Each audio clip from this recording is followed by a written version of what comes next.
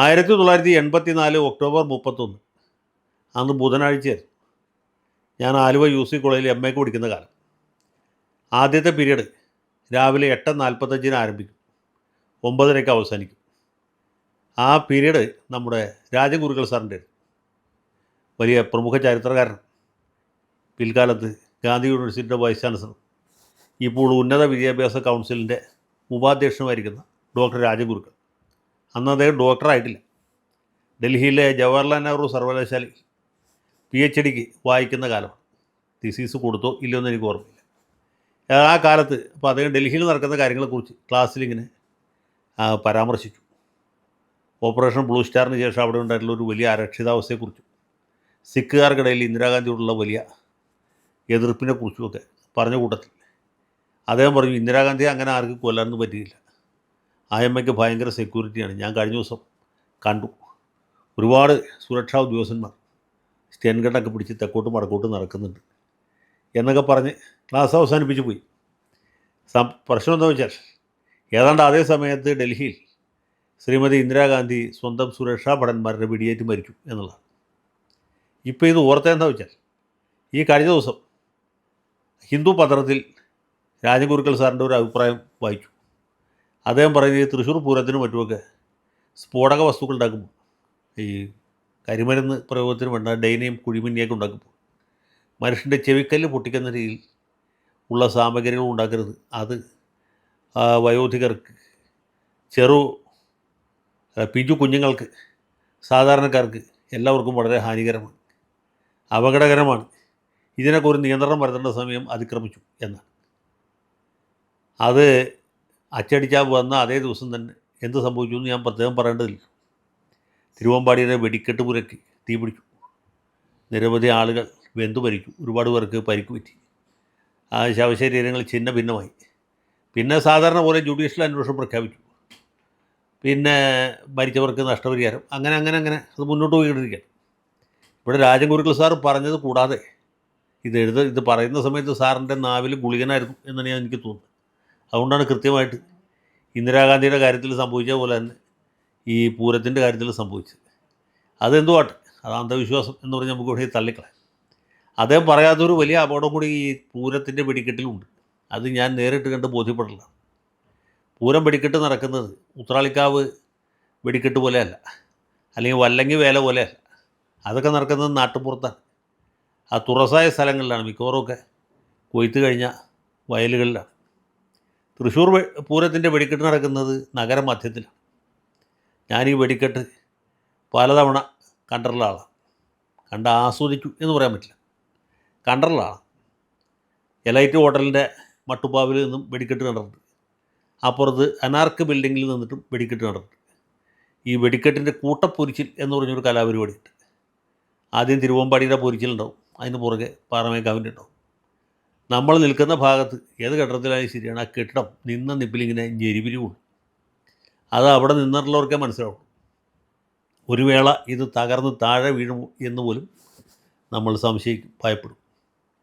അങ്ങനെയാണ് ഈ ഓരോ വർഷവും ഇത് നടക്കുന്നത്. എല്ലാ തവണയും കളക്ടർ ഈ തിരുവമ്പാടി പാറമേക്കാവ് ദേവസ്വക്കാരെ വിളിച്ചിട്ട് മീറ്റിംഗ് നടത്തും. നിങ്ങൾ ഇതിൻ്റെ ശബ്ദത്തിൻ്റെ ഉഗ്രത കുറയ്ക്കണം, ജീവന് ഹാനി വരുത്തരുത് എന്ന് പറയും.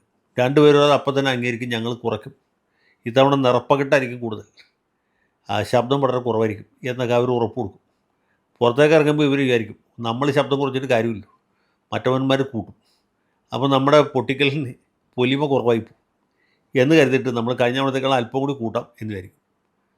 ഇവരിത് ചെയ്യുന്നുള്ളത് മറ്റവർക്കും അറിയാം, അവരും ഇത് തന്നെ ചെയ്യും. അങ്ങനെ വരുമ്പോൾ എന്ത് പറ്റുമെന്ന് വെച്ചാൽ ഇതിൻ്റെ തീവ്രതയും ഉഗ്രതയും വർഷാവർഷങ്ങളിൽ കൂടിക്കൊണ്ടേയിരിക്കുകയാണ്, ഒട്ടും കുറഞ്ഞിട്ടില്ല, ഇനി കുറയാനും സാധ്യമല്ല. ആ നിലയിൽ എത്തിയിരിക്കുകയാണ്.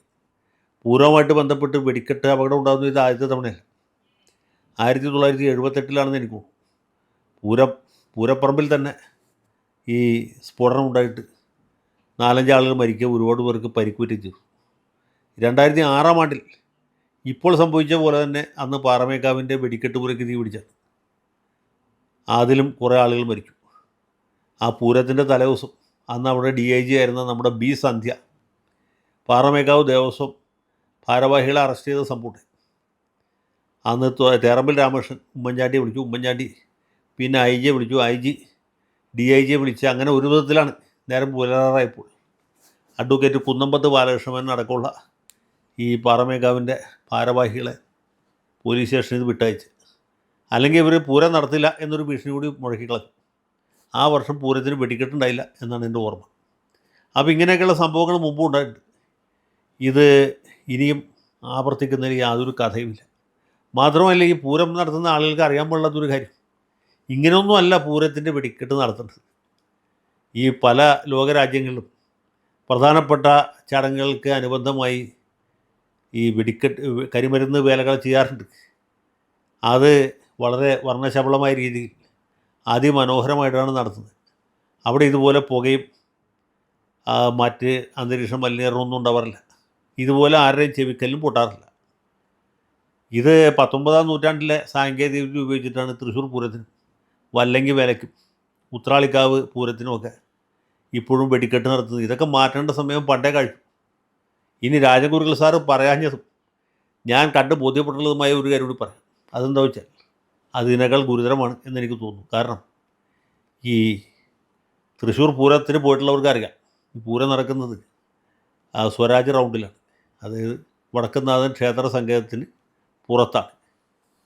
അതിൻ്റെ ഒത്ത നടുക്കാണ് വടക്കുംനാഥൻ്റെ ക്ഷേത്രം സ്ഥിതി ചെയ്യുന്നത്. ഈ ക്ഷേത്രവും ഗോപുരങ്ങളും ഒക്കെ സംരക്ഷിത പുരാവസ്തുക്കളാണ്. ഓരോ തവണയും പൂരം കഴിയുമ്പോൾ, ഞാൻ നേരത്തെ പറഞ്ഞ പോലെ ഇത് നഗരമധ്യത്തിലാണ്. വായുവിൻ്റെ സമ്മർദ്ദം ഉത്രാളിക്കാവിലാണെങ്കിലും വല്ലങ്കി വേലക്കാണെങ്കിലും അത് വശങ്ങളിലേക്കാണ് പോവുക ഈ ഡൈന പൊട്ടുമ്പോൾ. തൃശ്ശൂർ പൂരത്തിന് അങ്ങനെ ഒരു സംഭവമില്ല. കാരണം 4 വശവും വലിയ കെട്ടിടങ്ങളാണ്. ശക്തൻ തമ്പുരാൻ്റെ കാലത്തുള്ള തൃശ്ശൂരല്ല ഇന്നത്തെ തൃശ്ശൂർ. അപ്പോൾ ഇത് ആ ക്ഷേത്രത്തെ ഭയങ്കരമായിട്ട് ഞെരിക്കും എന്നുള്ളതാണ്. അപ്പോൾ പഴയ കെട്ടിടമാണ്, അത് നാശനഷ്ടങ്ങൾ സംഭവിക്കും. ഓരോ തവണയും പൂരം കഴിയുമ്പോൾ നിങ്ങളെ പൂരപ്പറമ്പിൽ പോയി നോക്കിയാൽ മതി. വടക്കുംനാഥൻ്റെ 4 ഗോപുരത്തിൻ്റെയും ഓടുകൾ തകരുകയും അതിൻ്റെ കഴുക്കോല് പട്ടിയെ കൂട്ടുകയും ചെയ്യും. അങ്ങനെയാണ് സംഭവിച്ചുകൊണ്ടിരിക്കുന്നത്. അപ്പോൾ ഇങ്ങനെ സംരക്ഷിത സ്മാരകത്തെ തന്നെ അപകടത്തിലാക്കുന്ന രീതിയിലുള്ള ഒരു കഠോരമായ പ്രവൃത്തിയാണ് ഈ പൂരം വെടിക്കെട്ട് എന്ന പേരിൽ ഇപ്പോഴും ആവർത്തിച്ചുകൊണ്ടിരിക്കുന്നത്. ഇതിനെ ഒരു പരിഹാരം കാണേണ്ട സമയം അതിക്രമിച്ചു. വെടിക്കെട്ട് നിർത്തണമെന്നല്ല ഞാൻ പറഞ്ഞു. പൂരത്തിന് വരുന്ന വലിയൊരു വിഭാഗം പൂരപ്രേമികൾ, അതിൽ തന്നെ ഏറ്റവും കൂടിയ ഭാഗം ഈ വൈകുന്നേരം സന്ധ്യയ്ക്ക് ശേഷം വരുന്നവരാണ്. രാവിലെ വെടിക്കെട്ട് കണ്ടിട്ട് പോകാൻ വേണ്ടി വരുന്നവരാണ്. അപ്പോൾ വെടിക്കെട്ടില്ലാത്ത പൂരം എന്ന് പറഞ്ഞാൽ ആനയില്ലാത്ത ഉത്സവം പോലെ പോകും. അത് സംഭവ്യമല്ല, സാധ്യവുമല്ല. പൂരപ്രേമികൾ സമ്മതിക്കുകയില്ല. വെടിക്കെട്ട് തീർച്ചയായിട്ടും വേണം, പക്ഷേ ഈ കാതടപ്പിക്കുന്ന വെടിക്കെട്ട് നിർത്തേണ്ട സമയം അതിക്രമിച്ചു. തിരുവമ്പാടി ദേവസ്വത്തിൻ്റെ ഭാരവാഹികളും പാറമേക്കാവ് ദേവസ്വത്തിൻ്റെ ഭാരവാഹികളും ഒക്കെ നല്ല ബുദ്ധിയുള്ള, വിവരമുള്ള, വിവേകമുള്ള, വിദ്യാഭ്യാസമുള്ള ആളുകളാണ്. ചില്ലറക്കാരൊന്നുമല്ല, സംസ്കാരമുള്ളവരുമാണ്. ഇനിയും ഈ പ്രാകൃതമായ രീതിയിലുള്ള വെടിക്കെട്ട് തുടരണോ, അതോ വിദേശ രാജ്യങ്ങളെ കാണുന്ന പോലെ ആളുകളെ സന്തോഷിപ്പിക്കുന്ന കരിമരുന്ന് വേലകളല്ലേ നമുക്ക് വേണ്ടത് എന്ന കാര്യത്തിൽ ഒരു ആലോചന നടത്തണം എന്നാണ് എനിക്ക് പറയാനുള്ളത്. ഈ വെടിക്കെട്ട് അപകടത്തിൽ മരിച്ച പാവപ്പെട്ട തൊഴിലാളികളുടെ, അതിൻ്റെ നടത്തിപ്പുകാരുടെയൊക്കെ കുടുംബാംഗങ്ങളുടെ വേദനയിൽ പങ്കുചേർന്നു ആദരാഞ്ജലികൾ അർപ്പിക്കുന്നു.